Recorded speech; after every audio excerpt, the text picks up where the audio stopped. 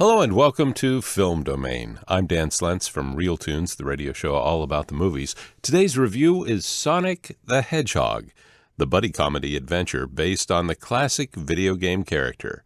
Before we start, thank you for checking out Film Domain, and be sure to subscribe and share this channel to help us grow. And check out Game Domain for game-related content as well. In trying to weave a film adaptation of the classic Sega icon, Sonic the Hedgehog comes safely snug within the genre of a road trip film. The film portrays the CGI-created Sonic as a speedy creature of a far-off planet, but soon finds himself launched to Earth for his safety, voiced by Ben Schwartz. He lives a life of secrecy, yet delights in the humans of his newfound home just outside the town of Green Hills. One human he identifies with most is the local sheriff, Tom, played by James Marsden. It's easy enough to like Tom since he takes his job somewhat seriously, but is also kind and understanding of the residents and wildlife. But all that may change when Tom decides to leave town for a new career in Los Angeles. Alas, Sonic must remain at a distance, and his frustration with loneliness apparently generates a supersonic energy surge.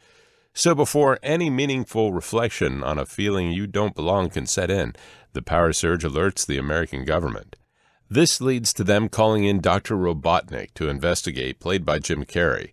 Long story short, Sonic has to get to Los Angeles and avoid Dr. Robotnik's many mean machines along the way. This film comes exceptionally light on premise that a lot of the film's charm relies heavily on the actors to deliver the best performances they can. To their credit, they're doing the best with what little they have. Ben Schwartz delivers a voice performance with great smirk and determination, but only so much that can be mustered within that dated, too-cool-for-school persona. Marsden is putting on the best expressions he can for being expected to act alongside nothing, and mostly gets the job done, having been seasoned at this kind of film with a similar story in Hop. Carrey certainly deserves the most credit for putting on a smile-worthy act with so very little to work with. Robotnik is just not an interesting villain. He's a genius scientist, prefers machines, and hates humans. His only motivation is to acquire Sonic's energy so he can make more robots. Locked in the role of a mustache-twirling villain, Carrey pulls out all the stops to twirl as much as he can, to the point where it almost seems like he's thrown out the script and did whatever.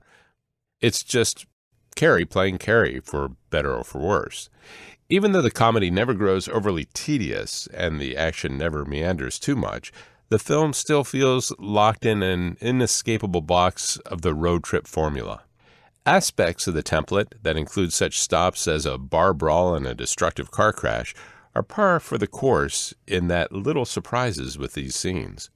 Oh, and let's not forget the product placement, perhaps some of the most aggressive scene to date. Not only do we get a clear view and a declaration of using the website Zillow, but there's also a running gag about the Olive Garden, which manages to not only weasel in a gift card, but also places menu items in the dialogue. It'd be annoying if it weren't for the fact that Sonic the Hedgehog movie is more or less a commercial in itself. It's a marketing turducken. There's also a lot of mixed potential in that Tom lacks so little in any meaningful change to his character that his sister-in-law's eagerness for him to get a divorce comes out of nowhere. Who could hate Tom? For that matter, who could hate Sonic or Robotnik?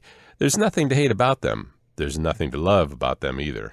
Sonic the Hedgehog joins the current line of ho-hum video game movies that are not disasters but never manage to be anything more than passable and forgettable matinee entertainment.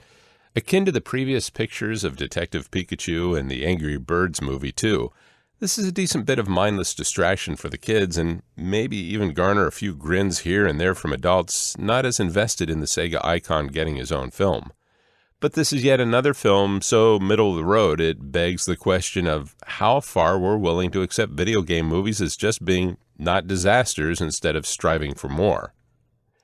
Sonic the Hedgehog is a film that more or less sets standard expectations with standard results, rarely rising from the ranks of other pictures where otherworldly creatures go on a road trip.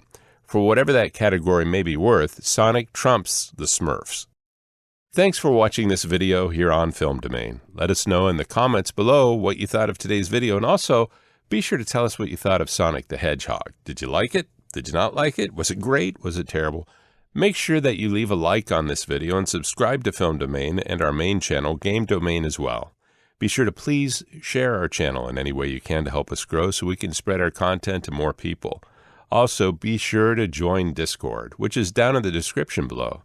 That Discord is going to be our hub for everything Game Domain and Film Domain, and you're absolutely welcome to join and talk about all your film and gaming passions and interests.